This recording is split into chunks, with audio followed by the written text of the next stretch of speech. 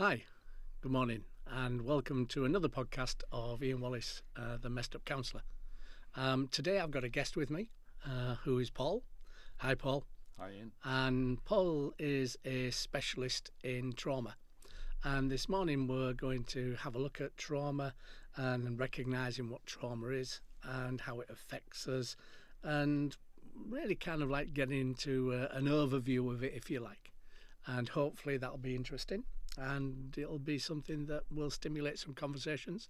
As always, if you've got any feedback, please obviously share that. And if you'd like and share the podcast channel, that would be really, really good. Okay. So, welcome, Paul. Thank you, Ian. So, trauma. What is it? What is it? Yes. In a nutshell. A nice, easy question with a complex answer.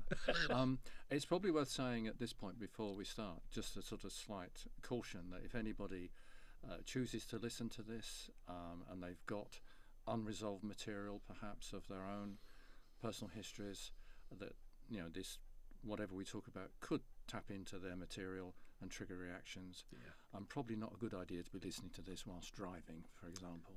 Okay. So they need to just be aware of that could happen and ensure that they can take care of themselves afterwards. What is trauma? Well, I suspect that if you were to ask members of the public, most people would identify or suggest the big catastrophe, the big event, the disaster, the car crash, the being attacked. If it was an ex-service forces person, something happened whilst they were on a tour of duty, the explosion, what have you. And in the world of trauma, certainly those sort of events used to be called big T traumas. But trauma, for some people, can also be something perhaps on its own relatively small, that it might be unpleasant but doesn't leave any lasting effects, but repeated over time, like bullying, for example, can create the same kinds of problems as the one-off big incident. And those used to be called little T traumas. Now, the thing is, for me, I see it differently. I would say that trauma is much more about the consequences of the situation, the event, whatever it is. And it's got stuck, and it's left you with a whole potential range of symptoms. And they can be emotional reactions, physical reactions, cognitive reactions, beliefs, sensory ones, smell, sound, touch. We can be left with a complete package of reactions that sit there. One writer, Janina Fisher, describes them like a raw somatosensory photograph that can sit there, and then whenever the brain gets a reminder, a stimulus, bang, you get responses. Or you may develop tactics to avoid situations for fear of reactions. And there's a writer called Gabor Mate who says it's not about the event, what happened, it's about what has it done to you. And I'm completely in tune with that. I would say trauma can be anything. It can be big, it can be small. It's what has it done? How has it affected the person? How has it got stuck? And that's what signifies trauma for me. You've got a set of reactions that are now held in a particular part of the brain that's not easily accessible, and it's stuck, and it just needs that little reminder, trigger. And the brain is evolved to do this. And saying, oh, that's similar to the original thing. Oh, reaction, bang. That for me is what trauma is, which of course means potentially anything can be trauma. Can you give us an example of something? I can give you a personal example, I think, which fits this perfectly. When I was 10, new year at school, primary school, new teacher, first day of the term, teachers at the front, we were all in rows, because I'm going back donkey's years. And his way of finding out who was to sit there with the register, and you had to queue up at the desk and say your name. And me being the shy, retiring thing that I was probably, I think I was at the back of the queue. So by the time I got to his desk, everybody had sat down and were looking at me. and I said my name, and I said it correctly, as you did when you introduced me, which is Paul Good. And he made fun of my surname. What? I didn't hear you. Rude? No, says I, thinking, what on earth's going on here? Good. No, I still didn't hear you. Food? And he was taking the mickey out of my surname. And of course, all the classmates were sitting there laughing. Yeah. The consequence of that was that the day after, I decided to start pronouncing my surname as Good, so he couldn't make fun of me. Okay. And I didn't realise it, but what it did was give me a lasting terror of public speaking, because it involves standing in front of people. Okay. And that was the reminder. Yeah. I had the first experience of that a year later, but I got when I had to do something in the final year at primary school class. But I didn't know. I was just terrified, but I didn't know why. Never done it before in that respect. And then for the rest of my sort of school days, it never arose. When I started work, very early on, I had to start doing presentations. Nightmare. Every presentation, no matter how frequently I did it, and then later years, training courses, 3 days beforehand, I was a nervous wreck. I'd go off food. I'd end up being sick on the morning of the day. I had to do it, all this kind of stuff. And then I got involved with, I was trained in psychotherapy, and I embarked on EMDR training, eye movement desensitization and reprocessing. And in the part 1 training for that, you have to do the role play, being client and therapist. Yeah. And you're told to pick something distressing but not too serious. And I chose that event when I was 10, after a moment of panic, thinking, what am I going to pick? And we started processing, and in the first set, I had an immediate picture, which I'd never really had before, of me standing at the desk. Oh, wow. And then I had a lot of physical reactions for about 7 or 8 sets, pins and needles moving around the body. And then that was that. And I thought no more of it. I thought, oh, that's interesting. And then the next time I was asked to do a presentation, I was completely relaxed and looking forward to it, and thought, well, something's happened, something's changed. And it was that. And so I had a phobia of public speaking. Yeah. And since then, I've done presentations to big audiences. I've stood in front of over 100 people and introduced people and done stuff like that. Completely relaxed. I've enjoyed it because it's performing. Whereas up to that point of that part 1 training on the first day, nightmare. So for me, even phobias, I'm sure the NHS wouldn't classify a phobia as a trauma or a consequence, although on one of the websites it sort of hints at it.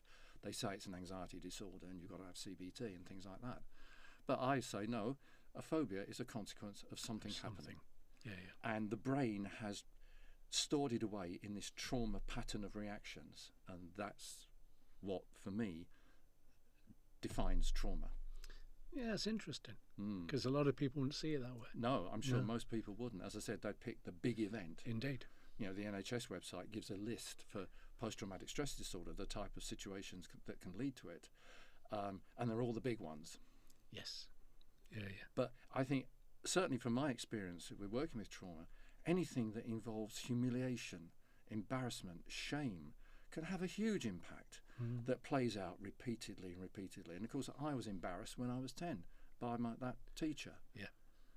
But, you know, that's just an example. There's lots of other things. But that can have a huge impact, and it gets locked away, and then it can play out in all sorts of ways over and over again. And I suppose that's locked away in your subconscious. It'll still affect you and connect to you. Yeah. But you won't necessarily know why. No. Sometimes the link between the root cause or causes and the symptoms being played out are not obvious or buried in the mists of time. And of course, it can accumulate. Peter Levine, in his book Waking the Tiger, it's on the bottom of page 45. I've got it ingrained on my memory because I refer to it a number of times when I've done trauma seminars. Describes this, and something can start off that's perhaps not hugely terrible, creates a set of symptoms, and they get stored away, and the person lives with them or may not even realise. Then other things come along over the years, and then one day something happens which in itself doesn't have to be the biggie, but can be the straw that breaks the camel's back. And then you get a load of reactions when it's not obvious as to why and what the root causes are. Yeah, yeah. And that's one of the many challenges in working with trauma is where's this stuff coming from? Right. What's feeding it? Yeah. And me being me with my personality traits and having spent the bulk of my career in IT before becoming a psychotherapist, I've always wanted to know, well, why has that happened? And people expected me to come up with the answers. Why has this gone wrong, Paul? I don't know. You've got to find out. So I have an inquiring mind. Yeah. And even in my counselling training, one of the tutors said, Paul, you're very good at helping the clients get to the root or nub of the problem. Oh, right, says I. Not really realising that was how I ticked and my style. So I've always been curious, interested to know what's going on here. Yeah. I remember when I worked in the NHS in primary care mental health, we used to triage referrals from the GPs. And one GP referred somebody and said, this person's had depression for 5 years. Full stop. And of course my immediate reaction was, well, why? What happened 5 years ago? Yeah. What's kicked it off?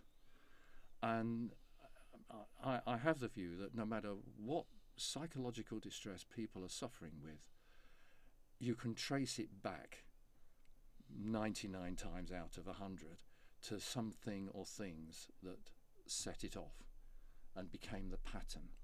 And then they've had to adapt to that and learn to live with it and coping strategies and all that kind of stuff. A former president of the EMDR UK and Ireland Association, as it was called, Derek Farrell, once said in a presentation or a workshop that I was attending, his view was that EMDR therapists will conceptualize at least 95% of people's psychological distress as trauma. Right. And I agree. Now, I know lots of other therapists would perhaps conceptualize the client's distress from another perspective. Yeah.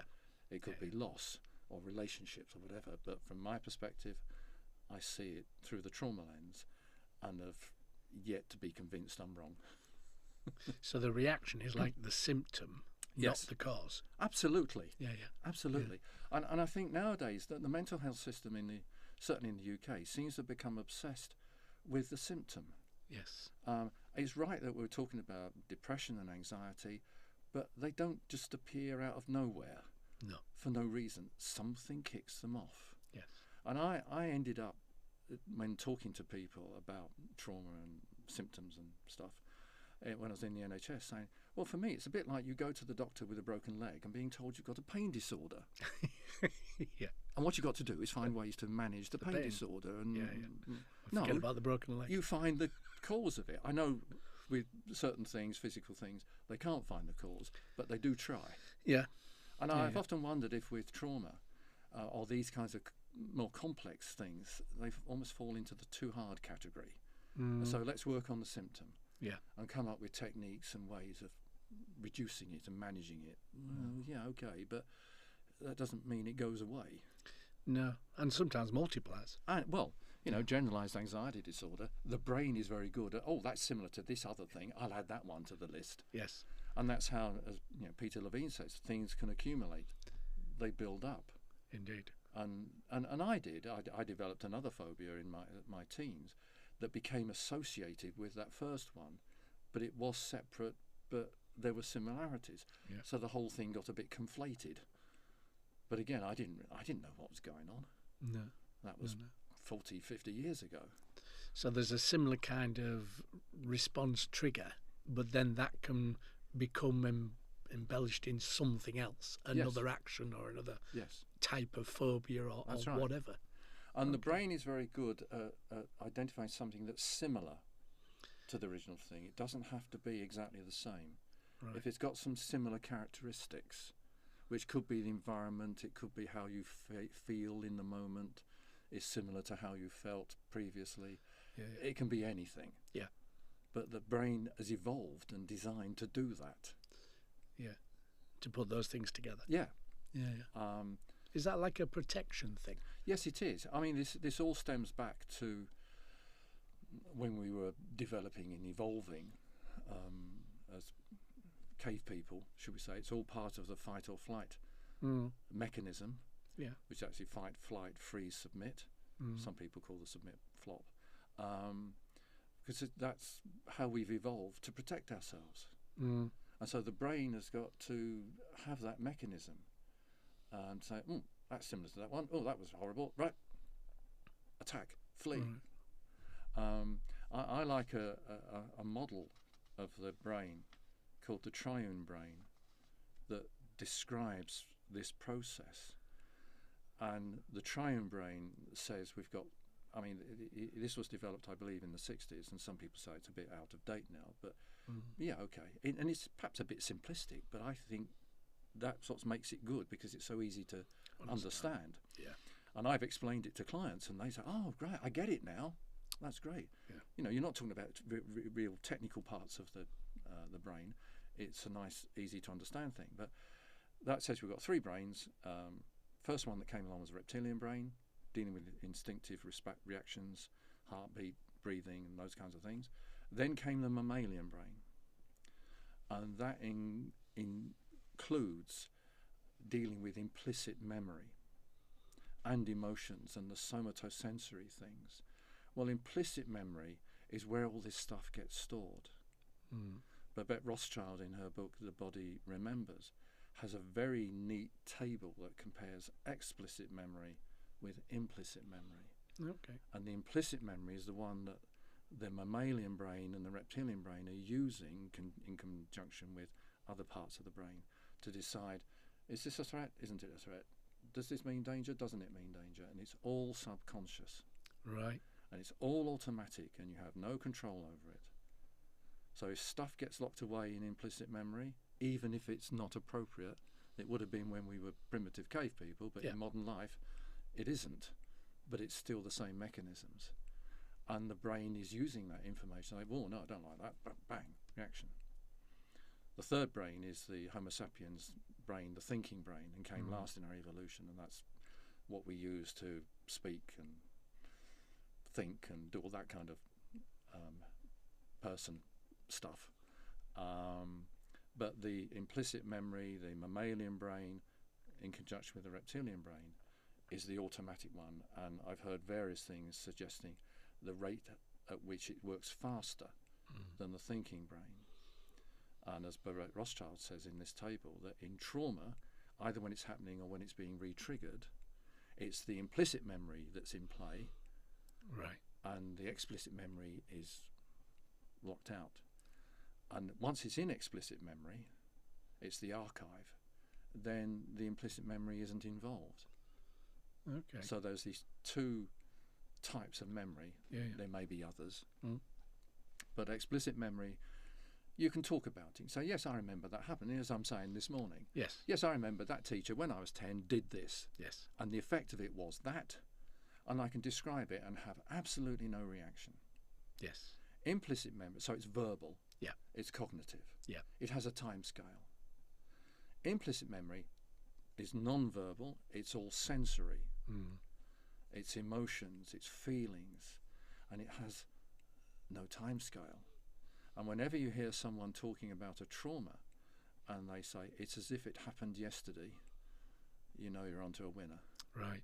Because it's got its power. Yeah. It's got no time scale. And in a lot of cases, you don't even have a language to describe it. It's just there. And you know the reactions, but you don't know why. Okay. Yeah.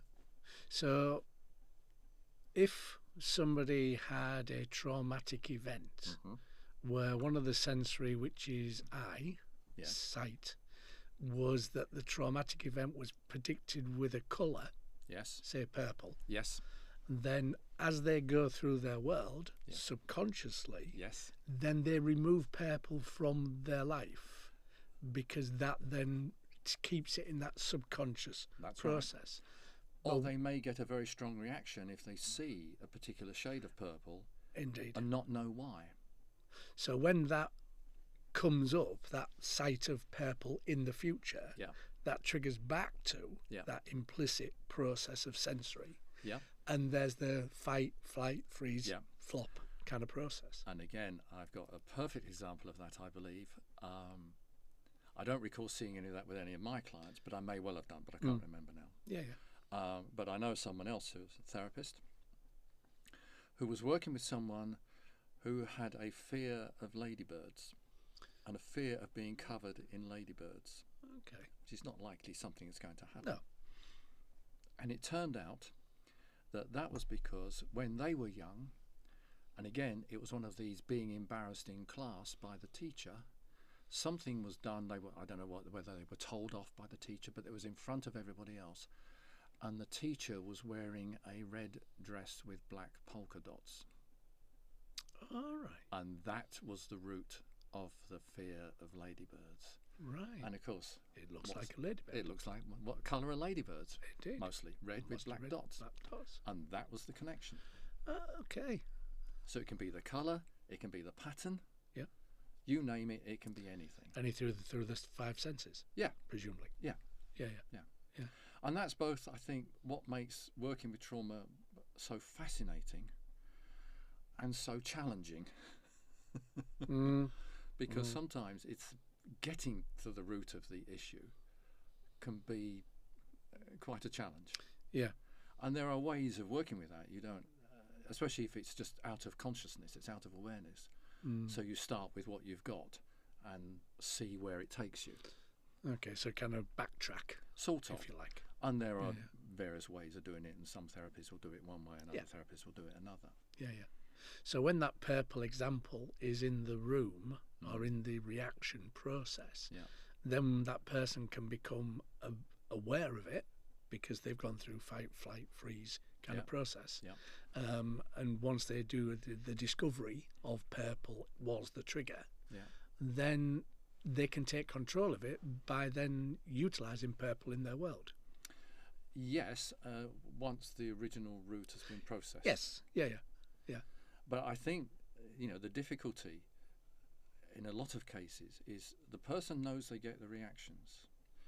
They may even know it's in reaction to a particular colour, using your example, but they may have no memory or recollection of where it all came from, how it started. Yeah. And then they'll feel stupid for reacting that way. And if they do and tell people, people will tell them that they've got nothing to fear. Yeah. And so the client will feel they're being even more stupid. Or weak. Yeah. Or irrational. The number of times I've heard clients say to me, I know this is irrational, but... Yes. And I'll stop them and say, no, this is completely rational. Once you understand what's going on Indeed. and where it's coming from, it's just not helpful in modern life. No. But the brain is doing what it's been evolved to do. Yeah. But not in the way you want it to. And you have no control over it. Indeed. And again, when I've explained, say, the triune brain to the clients, I say, oh, I get it. I'm not being weak. No. I'm not being stupid. No, your brain is doing what it's designed to do. It's just not helping you in these situations. But no, that's cropped up lots of times. So is flashbacks Yes. then a way of the explicit brain trying to connect to the implicit? I would perhaps put it more the other way round. It's the Okay. implicit brain breaking through, as it were. Okay. And so perhaps the client has got some reminders of the situation, and then bang, they've got a flashback. And a true flashback is as if they're there in the there and then, and they've lost contact with the here and now, and could possibly not even know where they are. Yeah. When they have a real flashback, which is different to nightmares or memories, but they just get it in an instant as if they're back with all the sensations and experiences that were going on then. Yeah. But they've not tried to do it, it just happens. Yeah. It's a much more sort of automatic process. Yeah. And then you have to deal with that, and maybe the client is helped by learning some techniques to just bring them back into the here and now, which is more of the coping approach. So how would anybody know that they're in that trauma process in the here and now if they might have somebody else brings their attention to it? Why did you react like that when I showed you this or did that? Or I suppose perhaps the first difficulty could be if someone says, why did you react like that? I don't know. Yeah. So immediately perhaps feel under pressure to come up with an answer, and they might not have any idea. Yeah. because it depends how much of the original trauma, if we call it that, is known.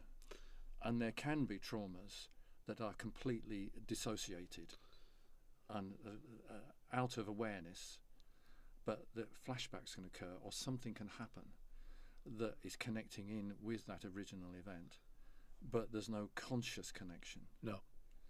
But the individual knows things happen, but they've got no sense of what's feeding it, what does it link back to. And that tends to be with the more serious traumas, potentially, but not always, the childhood abuse type of things. Yeah. The brain has sort of shut this stuff away, but there can still be links and connections and reminders, and it can break out in all sorts of ways. And it might be a flashback, or it might be something else. Again, you just don't know what's going to happen. No. And I think that's what makes the subject of trauma both interesting and very complex. Yeah, I can see that. Yeah. And I suppose the body is protecting the person. Yes. By removing stimuli from them, possibly. Yeah. Although you can't really remove it because it might happen. You have no control over it. Yeah, you have no control. Somebody else might wear purple, for example. Yes. You know, and that process means that they would be really confused. Yeah. You know, why did I do that? Yeah. Where did that come from? There? Yeah.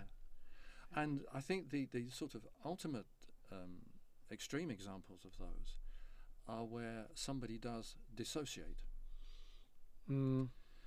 That is probably in response to a particular trigger. And I've seen that happen. I was talking to somebody, doing an assessment. I had been forewarned that there was potentially stuff there and that things could happen. And the person all of a sudden switched into another personality. Oh, wow.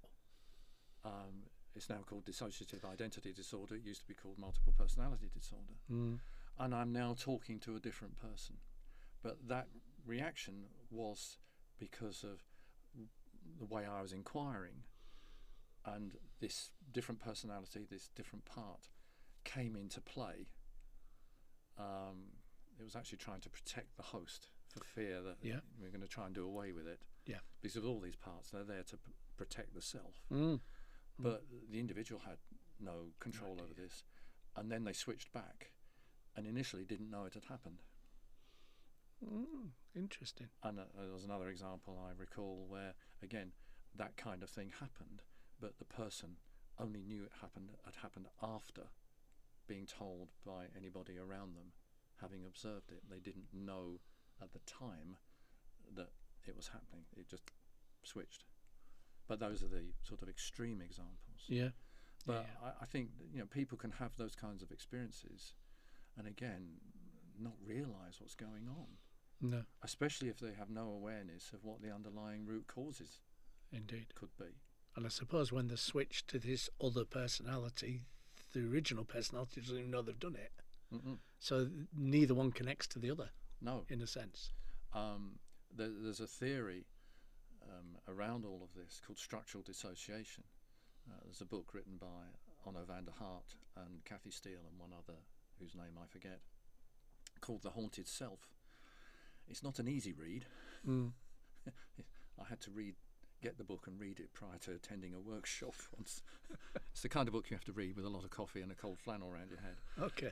And in stages, because it's just too much. Dense. Yeah. But it's good. But it talks about the apparently normal parts of the personality, or AMP, and the emotional parts of the personality. The emotional parts are the sort of package of symptoms and reactions. And the AMP is the host, the self. So my AMP is talking to your AMP today, and yours is talking back to me. But in dissociation, you can have other AMPs, and some of them might be known to the host, but others may not be.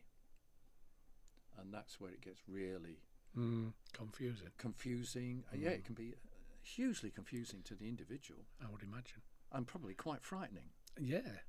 And I actually saw this with my mother in latter years. of her life, she started having psychotic episodes. Mm. And she would switch, not to a completely different person, but certainly to a different set of characteristics. And then when she switched back, but she would stay in that personality for a number of days and had to be admitted to hospital. And when she came back, initially she didn't know what had gone on, but then knew something had happened because she was in hospital. Yeah. And then things began to come back to her. But then I remember her saying to me, she didn't want to know about it. She didn't want to know what she'd said. Yeah. And you could see at the time when it was happening, it was terrifying for her. I can imagine. And terrifying for me.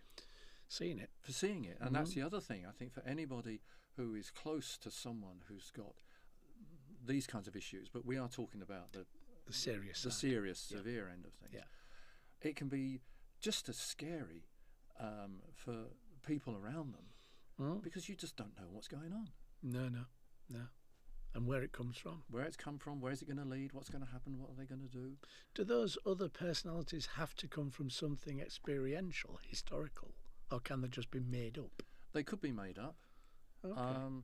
They could be if the client had experienced nasty stuff as a child, then the child may have made up a protector, a guardian angel, Yeah. things like that, Yeah. as a way of coping, and they can become one of the AMPs Right. that could then play out. And sometimes in working with trauma, you create things like that to help the client cope. To cope. Yeah. And there's one version of EMDR has you installing a series of figures. So there's protector figures, Okay. nurturers, Yeah. and a wise advisor.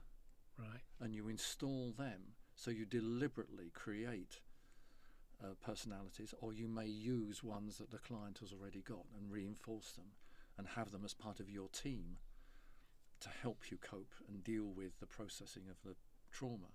So a bit like meditation, where you'd find a safe space or a happy memory or a happy place that you can anchor to, if you A like. bit like that, and those kinds of approaches are often used Yeah. as a way of turning down the volume.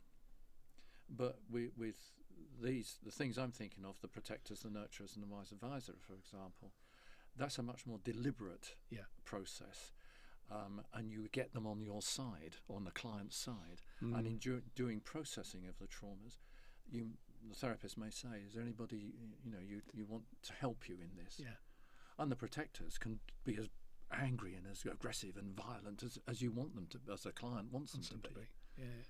And I can't remember if it was me or somebody else came up with the classic sort of Rambo figure, armed to the teeth. Yeah.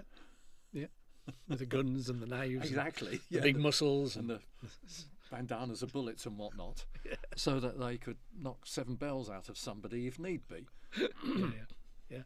Or they could be, some people have used a pet dog, but they knew that dog would protect them. They can be, if it's a knight in shining armour, it's the kind of thing that kids would do very well because they allow their imagination to be free, whereas adults, we think, no, that sounds too silly. Yeah. You try and encourage the client, say, no, let your imagination do whatever it wants to do, and things like that. So, you work with that kind of thing to help the client, rather than just be afraid of the personalities. That's really interesting, Paul. And sometimes some people have an awful lot of these additional personalities. I think there used to be an approach that said you have to integrate them all. I think the view now is no. You almost get them on your side. Yeah. And there are groups existing that support people who hear voices. Those are sub-personalities, probably. Yeah. And there are therapy approaches, internal family systems, for example, that work deliberately with particular parts as part of processing the underlying issues. I suppose you'd say for anybody that's listening to this or watching this podcast, that if any of these things are part of your world or part of people you know, then that really is specialised professional help that's needed. It is. I do think that perhaps we can glibly talk about trauma. Oh, I was traumatized by this the other day, the kind of thing. And in fact, there was an article that appeared on the Guardian website only last Sunday, Easter Sunday, that talking about the consequences of trauma, but they sort of glibly skate over the traumas, Right. and they're talking about the consequences. But I think and I wish there was more education generally, and I certainly wish there was more education in the psychotherapy trainings about trauma, so that we all have a better handle on just what is it. Yeah. But then, of course, I would be arguing that it's not the event, it's what has it done to you. Yeah. So we need to be following the likes of Gabor Mate a lot more, and having people like that. I mean, James O'Brien on his programme on LBC, he does a podcast, and he did interview Gabor Mate not so long ago, and where this was covered, I believe. I've listened to part of it. So there's stuff out there, but I wish it was more widespread. And I wish the professionals, including doctors, GPs, knew more about trauma. At least had an overview. Had an overview, exactly. Yeah. And I suppose for counsellors, I mean, me and you are very experienced. We've done this for a number of years. Yes. But I suppose for new people or people that aren't necessarily experienced in trauma, this would be really scary to come across in a counselling session or a therapy session. Absolutely. And I suppose then the counsellor or the therapist could then, in a sense, freeze. Yep. And that wouldn't necessarily be good for the client. No, it wouldn't. Well, again, a personal example. I knew nothing about trauma when I did my counselling training. I don't think it was covered at all. When I got the job in primary care mental health as a full-time counsellor, early on in that process, I attended a training, and I'd by then done my MDR training, so I was getting into trauma. I attended a training session, a one-day training session, on dissociation, run by a group that sadly has stopped delivering training or stopped functioning. And they gave examples of all these different personalities from the presenter's own personal experiences. And I came away thinking, does that really happen? This all sounds weird.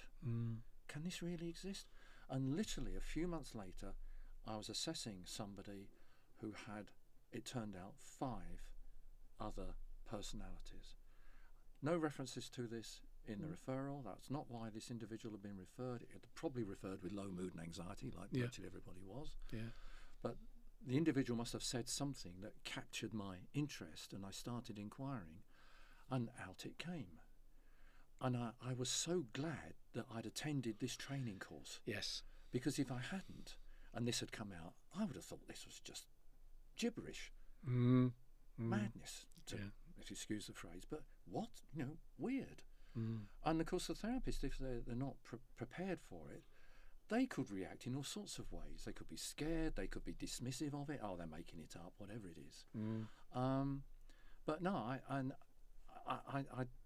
I think all therapists, no matter what their core training, no matter what their modality, should, as part of their training, spend quite a bit of time on understanding trauma. There was an article in Therapy Today, which is the house magazine of the professional body that I'm in, British Association for Counselling and Psychotherapy, BACP.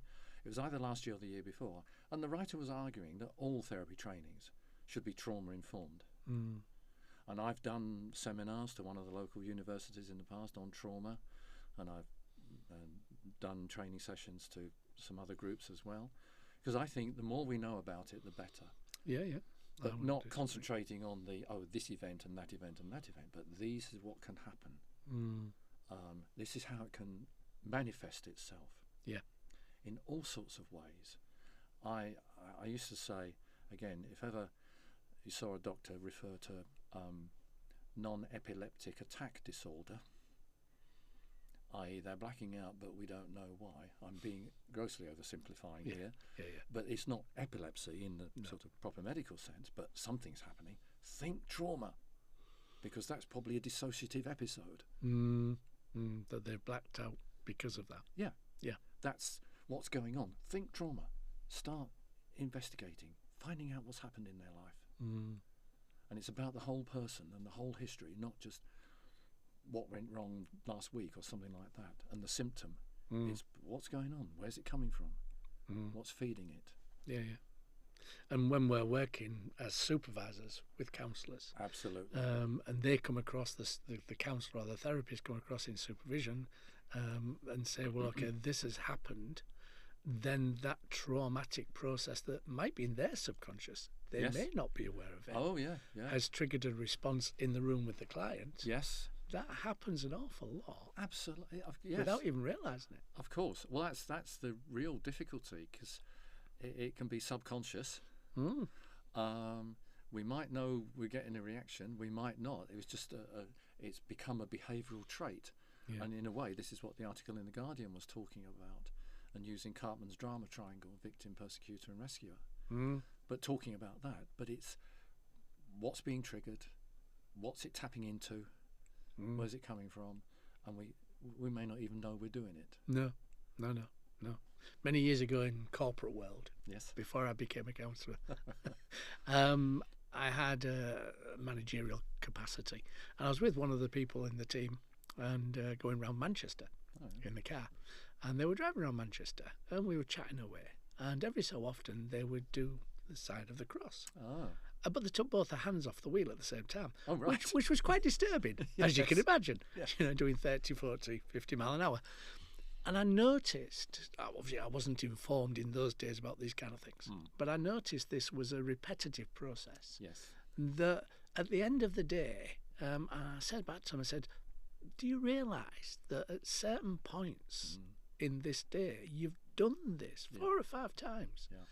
And they said, what? Yeah. And I said, and it's when we're passing a graveyard. Ah. There's a graveyard. Yes. And she said, you're joking? And I went, no, it's quite scary. Yes. You're taking your hands off the wheel to do it. Yes. And she said, I had no idea that. Yeah. And because I'd registered that it was always when we were passing a graveyard, Yeah.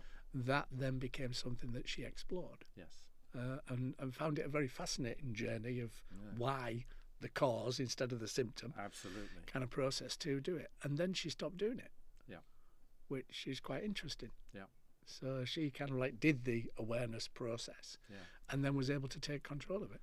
And I would argue that if you took a trauma-focused approach to that, or trauma-informed approach to that, and went back to find what the underlying root was, you process that, and then that reaction will just disappear. Whereas other approaches might say, well, you've got to be aware of it, and so now you're monitoring it. As soon as you start to know you're doing it, you tell yourself not to do it and keep your hands on the wheel. So you're trying to counteract the symptom, Yep, indeed. But not get to the cause. but not get to the cause. Indeed. And again, in my sort of EMDR career, I came across a paper written by a chap called Dr. James Alexander. I think it's still available on the internet. He was investigating possible scientific explanations for EMDR, but in the middle of this paper, refers to, and he's referring to another set of authors who came up with the idea, therapies falling into 2 categories. One is counteractive therapies, which are trying to counteract the symptom and the behaviour. Yeah. And I guess we could all name the obvious one for that one. Yeah. Or there are therapies that are the transformational ones that get to the underlying root The reason. cause and sort it out.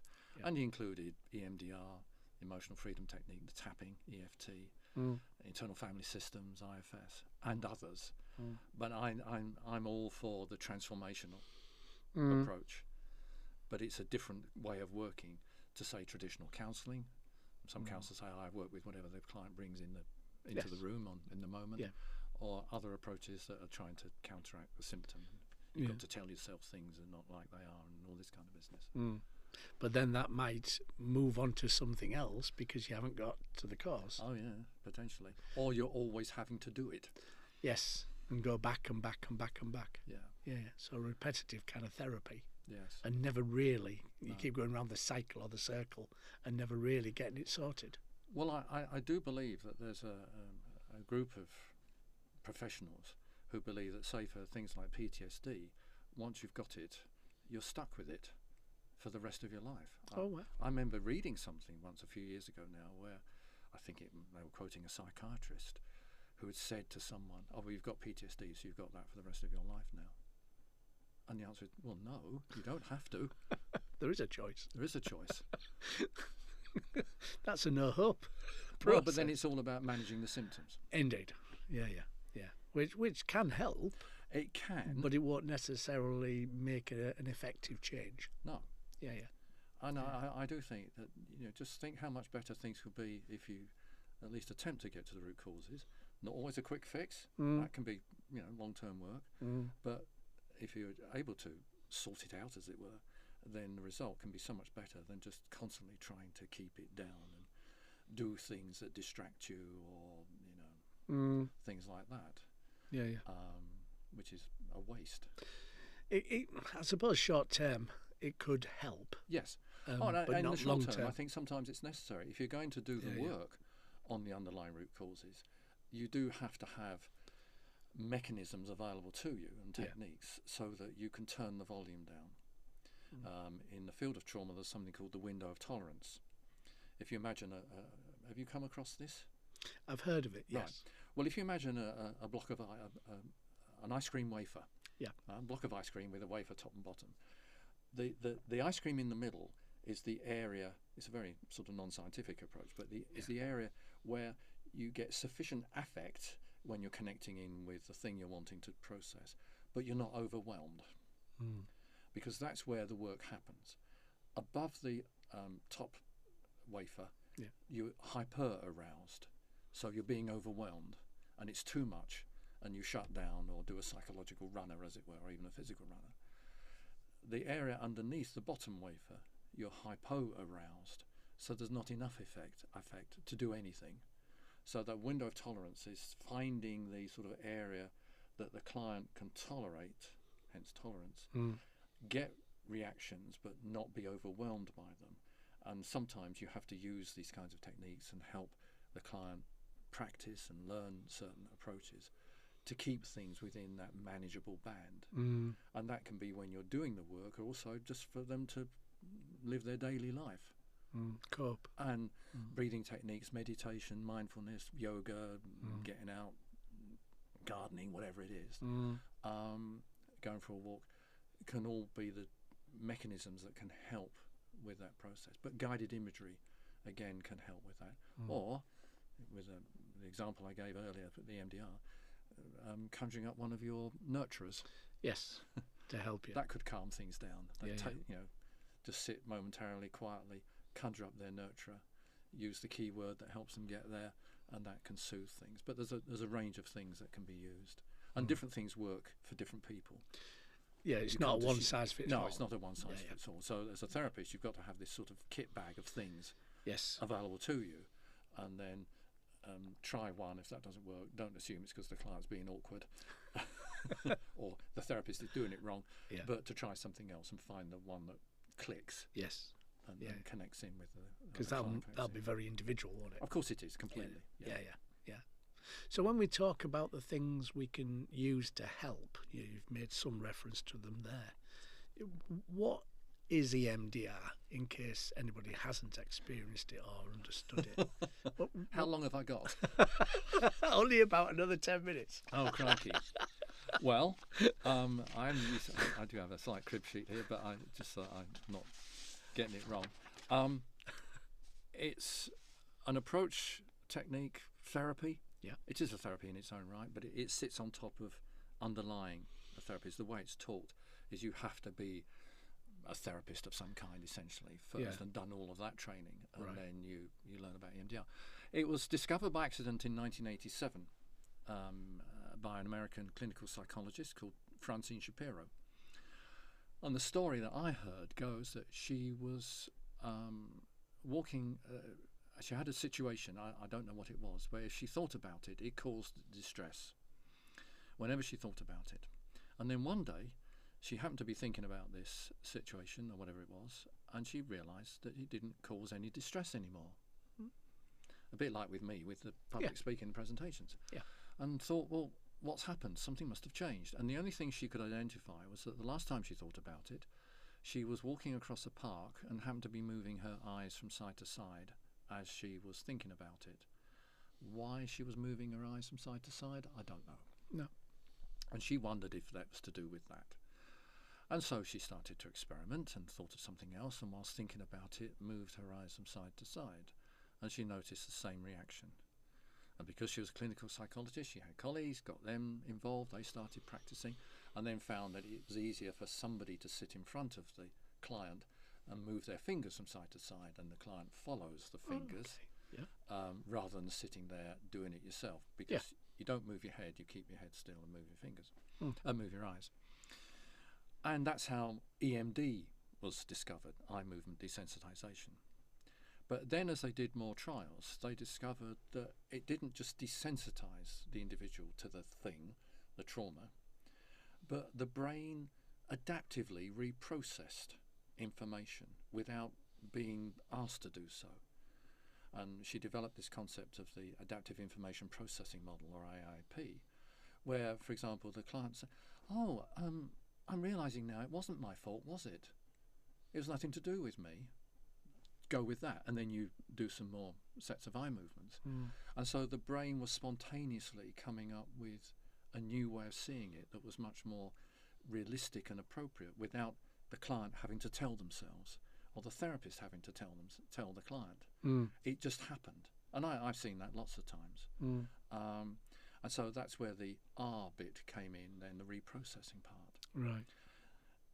And then more trials were done, research was done, case studies were done, it developed, it started being taught and spread, and now is a widely used approach. It is approved by the NHS, by NICE. They've watered down the approval a little bit and say you shouldn't use it on veterans. But the belief is that's because therapists that were doing it weren't actually fully getting a full history of the client. Because again, something may have happened to that ex-forces person, but was it tapping into something else? Yeah. But EMDR in itself is an 8-phase protocol. It's a structured approach. And I think that's why when I first came across it, which was purely by chance, I was attending a conference in 2005 and somebody there was giving a talk on this thing called EMDR. What? Eye movements? This sounds bonkers. And deep down, if you think about it, I suppose it is bonkers. In a good way. In a good way. And I do wonder if some of what makes the transformational approaches transformational is that they all have an element of bonkers about them in their own way. But maybe we'll get onto that. But it's a structured approach. And I realise over time that perhaps that suited my personality traits. It's 8-phase protocol. You do a history taking, phase 1. Phase 2 is preparation, which is installing these psychological resources. And of course the history taking can be quite lengthy, because you're not just saying what happened to you recently, you're wanting to know the complete history. What was life like growing up? What were the parenting like? What were relationships like? What was schooling like? If you had any bad events, situations happen to you, some therapists will ask for the top 10, top 5, that kind of thing. Phase 3 is called assessment, which is not what we might know as assessment, which is really target selection. And again, with EMDR, the therapist plays a major role in deciding on where to start. You're getting the history, you're getting the information, you're looking for themes, and the therapist has the job in the training, they say, to come up with the treatment plan. Now, I know a lot of counsellors would object to the word treatment, but you know, you're active in the process. You're not saying, what do you like to work on? No. More directive. Yeah, you're more engaged and involved in the process. I'll avoid the word directive. Okay. No, that can be very emotive. It can. But you are influencing, obviously. Yes. And you're doing it collaboratively with the client. And getting agreement. But you're looking for the themes and the patterns to say, well, I think let's start there. That seems to be appropriate for a whole variety of reasons. That's what phase 3 is. Phase 4 is the desensitization. That's doing the EMDR. And the eye movements go under the name of bilateral stimulation. But you can do it in other ways. You can do it tapping on your arms. You could do it tapping on your knees. Or the therapist sitting in front of you tapping on your knees. And I did a training where when we were doing the role plays, the person doing the therapy part was sitting in front of me tapping on my knees. Why does that disengage the process then? Do you know? Um, Well, of course you know. yeah, no, I don't know. All right. I don't think okay. anybody does. For me, it's just I think there's something about the physical repetitiveness This of this movement, whatever it is, Whatever be it it eye is, movement or what tapping have you. or There's all sorts of theories being put around about eye movements. Is it similar to REM sleep, things like that? yeah. Is it tapping into working memory whilst you're connecting in with the target event that you've agreed that we're going to start with? Yeah. And you can use devices. So you can hold these little pads that buzz. Like electrical buzzers. Yeah, Yeah. they just vibrate. Yeah. Yeah. Or you can listen to tones in headphones that are going alternately. Right. But it's the alternate bilateral That repetitive element patterning to it process. that seems to kick off the process. Right. And then everything just happens spontaneously.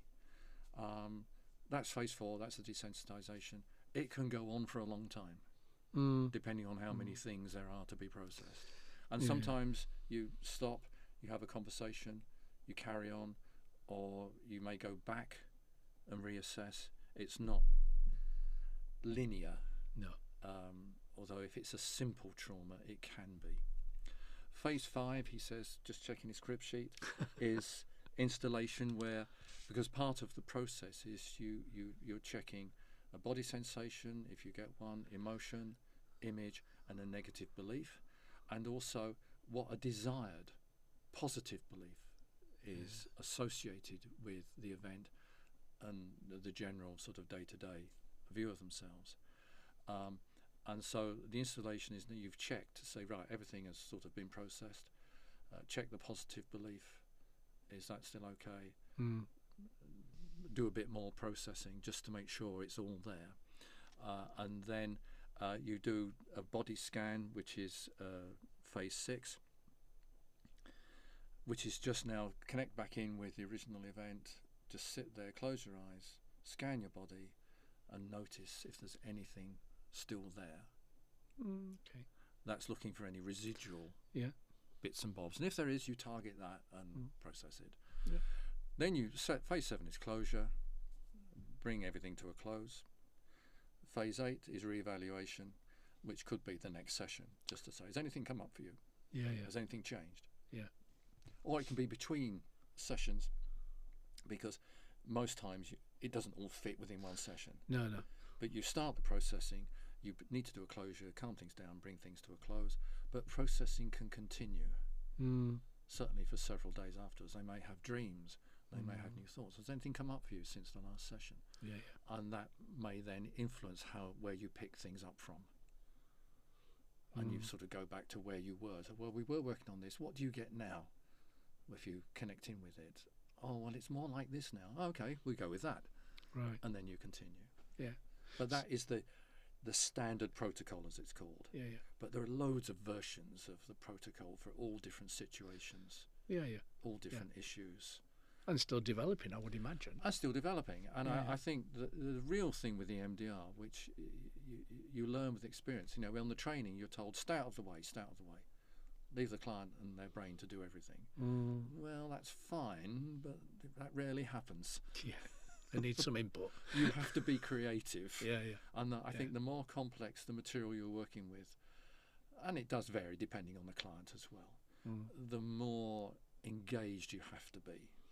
And I saw that when I started attending conferences and the presenters were showing video clips of work with clients, and you think, they're not staying out of the way, they've got their sleeves rolled up and they're engaging with the client and asking questions, which in EMDR land is called cognitive interweaves. I don't know why it has to be called that name, but it's a question. And sometimes the processing can get stuck or go around in a loop, so you have to intervene. But I felt that you have to facilitate the process sometimes, because different people, different clients process in different ways. Of course. Some process like a rocket, Yeah. and others it can feel a bit like wading through treacle, but that's not a criticism of the client. It's just because of the material, the way their brain works, and you have to live with that. Sometimes you have to do very long sets of bilateral simulation, and with others you do the recommended minimum, and you've got lots of reactions. Yeah. And I suppose from the client's perspective, if it's like wading through treacle, there might be other protective measures that the brain is using to offset that. That's right. You know. It may be stopping them from going there because Yeah, this is too horrible. Yeah. And Okay, again, cool. I think that's where the skill, say with EMDR, and I'm sure it similarly applies with other approaches, comes in that you've got to be tuned into that as best as possible and be aware of what's going on here. Hang on a minute. Why has it stopped? Are we sort of skirting round something? Mm. And so you may then have a session exploring that and unpicking it, and then you continue. So although there's 8 phases, then the phases you might be jumping backwards and forwards a few times. Yes.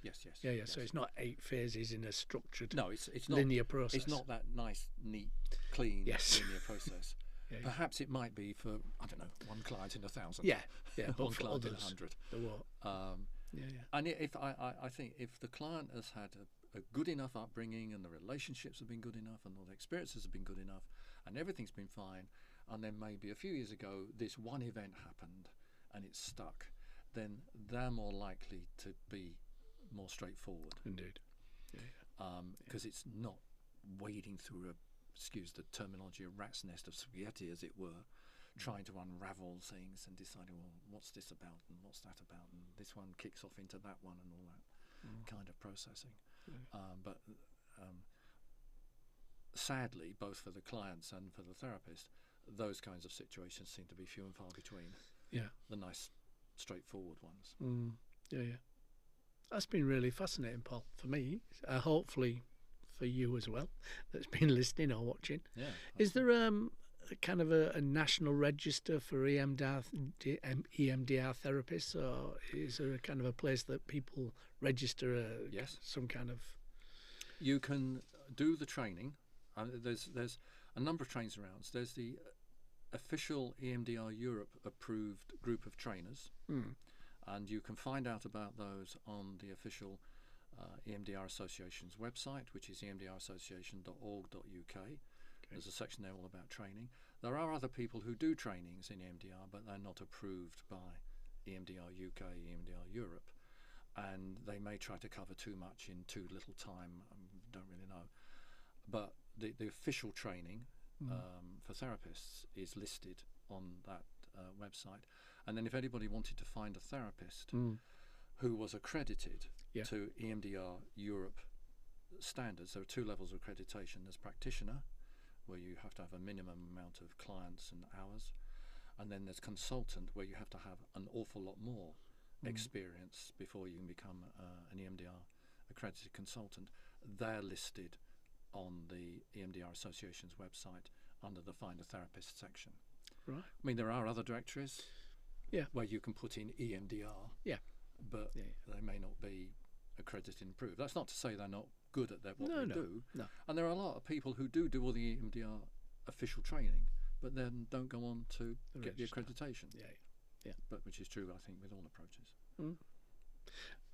Well, from the people who are listening and watching, if you have obviously need of a therapist, or if you're a therapist and want training, then obviously that's a great kind of place to look from what Paul's just said.